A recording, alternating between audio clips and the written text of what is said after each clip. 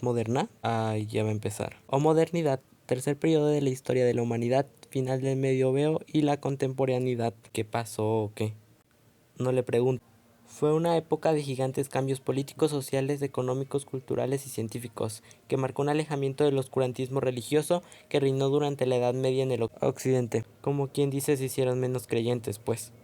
O sea, con la Edad Moderna Europa se ubicó en el centro de la escena política, artística y económica del mundo. Por esa razón, en el estudio de la Edad Moderna suele hacerse mucho énfasis en Occidente, y más que nada en Europa Occidental. Por eso es común que en ciertos ámbitos académicos y de estudios de la historia se rechace esta periodización por ser eurocéntrica. Hablas de la tendencia a considerar los valores culturales, sociales y políticos de la tradición europea como modelos universales. Justo. Españoles creyéndose el centro del universo. Qué raro. Pero ¿cómo se desarrollaron los eventos claves que cambiaron el curso de la historia? Fue un proceso que duró varios siglos. A ver, en el siglo XV ocurrieron varios acontecimientos determinantes. Por ejemplo, en 1453 tuvo lugar la caída del Imperio Romano de Oriente ante los turcos otomanos, lo que marcó el fin de la Edad Media y el inicio de la Edad Moderna. Y en 1492 Cristóbal Colón llegó a América, iniciando así la era del descubrimiento y la expansión por el mundo.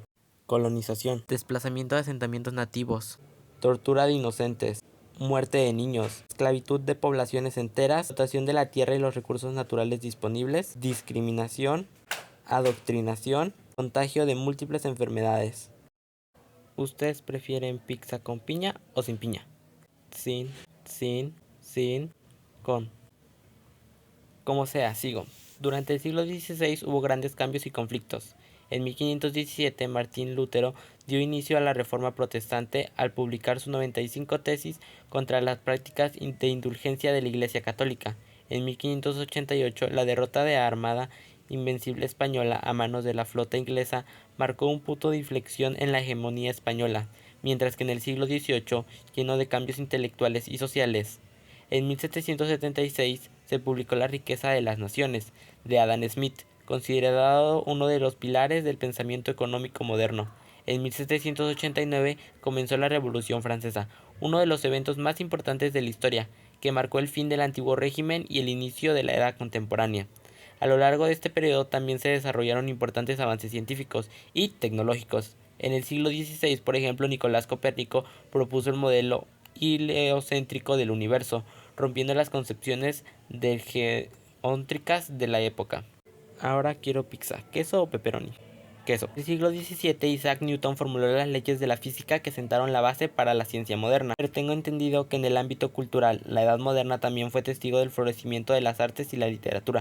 Durante el Renacimiento surgieron grandes artistas como Leonardo da Vinci, Miguel Ángel y Rafael, quienes dejaron un legado que perdura hasta nuestros días en la literatura.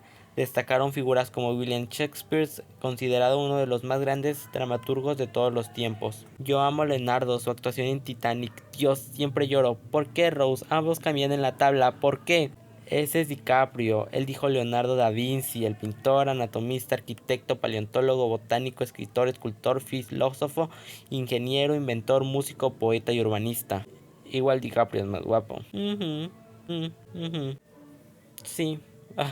Como sea, pero vayamos más despacio. En esta época surgió el Renacimiento, un cambio cultural nombrado así porque tras siglos de oscurantismo medieval, la cultura renació, como un fénix, claro, como un fénix. Este proceso tuvo impacto en el arte y la filosofía. Este nuevo paradigma cultural fue conocido como el humanismo, ya que sacaba a Dios del centro de las preocupaciones humanas y colocaba al ser humano mismo en su lugar. Los reinos europeos echaron a los mayores y comenzaron la explotación global del planeta motivados por la necesidad de mercancías de Oriente y con ánimos de hallar nuevas rutas comerciales. Los españoles, portugueses y británicos principalmente comenzaron la explotación. De esta manera, el eje comercial del mundo se desplazó desde el oriente europeo hacia el occidental y se estableció la primera unidad del mundo, o sea, el primer flujo económico mundial. Además, convirtió el mar en uno de los grandes escenarios de la lucha armada, la guerra naval. Ahora, la Reforma Protestante nació con las 95 tesis de Lutero. El protestantismo liderado por Martín Lutero y Juan Calvino, este movimiento se oponía a la autoridad absoluta del Papa sobre los cristianos del mundo, reprochándole a la Iglesia su corrupción. A ver, me imagino que esto debió haber sido un golpe duro para la hegemonía de la Iglesia Católica en Europa. Sí, y los reformadores debieron enfrentarse política y militarmente a Europa a finales del siglo XVI, especialmente en Francia y el Reino de la Navarra.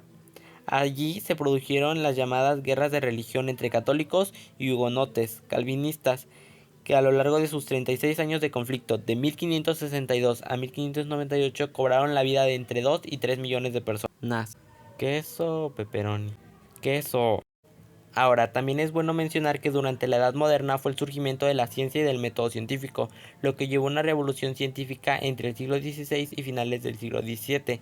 Me parece solamente es comparable con la revolución neolítica, que produjo la invención de la agricultura. Todo gracias a Nicolás Copérnico y su obra sobre el movimiento de las esferas celestes. No podemos olvidar de Galileo Galilei, John Kepler, Isaac Newton, Francis Bacon, Robert Hooke, personas claves para esa transformación. Pero a ver, no todo pudo haber sido positivo, toda moneda tiene dos caras, como cierta persona.